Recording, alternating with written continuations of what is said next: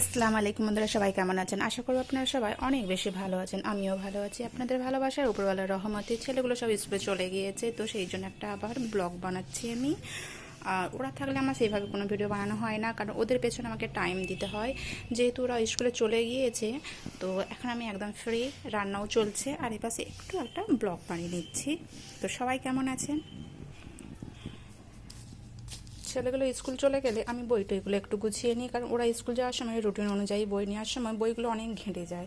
তো আমি আবার কিন্তু পরিষ্কার করে সব ঘেঁটে ঘুঁটে সব আবার ঠিকঠাক করে নিই। আমি কিন্তু রান্নাও চড়িয়ে দিয়েছি, ছেলেদের জন্য সকালে রান্না করে দিয়েছিলাম, ওরা খেয়ে চলে গিয়েছে। তারপর আমি একটু মাংস এনেছিলাম, তো মাংসটা আজকে আমি রান্না করছি, সেটা আপনাদেরকে আমি দেখাবো।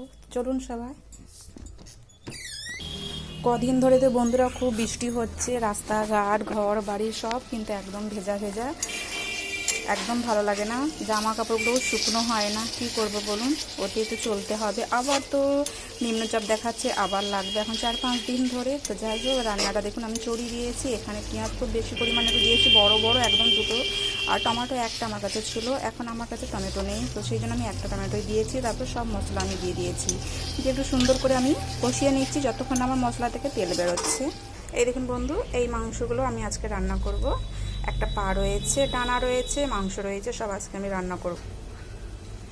এই আলুগুলো আমি ভেজে রেখেছি, এই দেখুন আলুগুলো আমি ভেজে রেখেছি, এই আলুগুলো আজকে আমি মাংসে দেবো।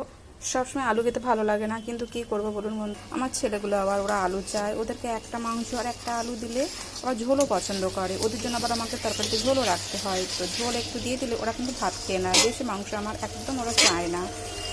তো সেই জন্য আমি কিন্তু ওদের জন্যই আলুটা দিচ্ছি। অল্প অল্প করে কিন্তু আমি পানি দিয়ে মশলাটাকে সুন্দর করে একটু কষিয়ে নেব। হট করে বন্ধুরা মাংসের দাম কিন্তু বেড়ে গিয়েছে।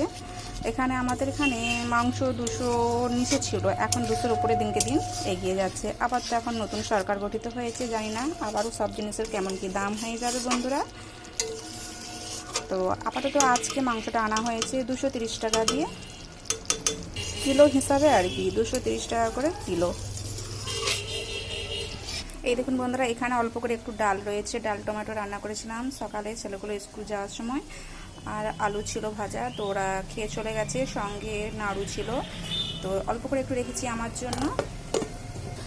আজকের ওয়েদারটাও বন্ধুরা একদম খারাপ, আবার হয়তো বৃষ্টি হবে, রোদ একদম ওঠে না, হালকা হালকা উঠেছে, আবার ওয়েদার খারাপ হয়ে যাচ্ছে, এইরকমই হচ্ছে। এই দেখুন বন্ধুরা, তেল একদম বেরিয়ে চলে আসছে। এবার কিন্তু আমার ধুয়ে রাখা মাংসগুলো সব এর মধ্যে অ্যাড করে দেব। মাংসগুলো সব আমি দিয়ে দিচ্ছি। এবার কিন্তু আমি ভালো করে সব কিছু একদম সুন্দর করে কষিয়ে নেব 10 মিনিটের মতো। তারপর আমি আলুটা যে ভেজে রেখেছি, আলুটা দিয়ে প্রয়োজন মতো ঝোল দিয়ে কিন্তু নামিয়ে নেব। পুরো ভিডিও দেখাতে গেলে অনেক বড় ভিডিও হয়ে যাবে, তাই আমি এখানেই শেষ করে দিচ্ছি। সবাই ভালো থাকবেন, সুস্থ থাকবেন, বাই, খোদা হাফেজ।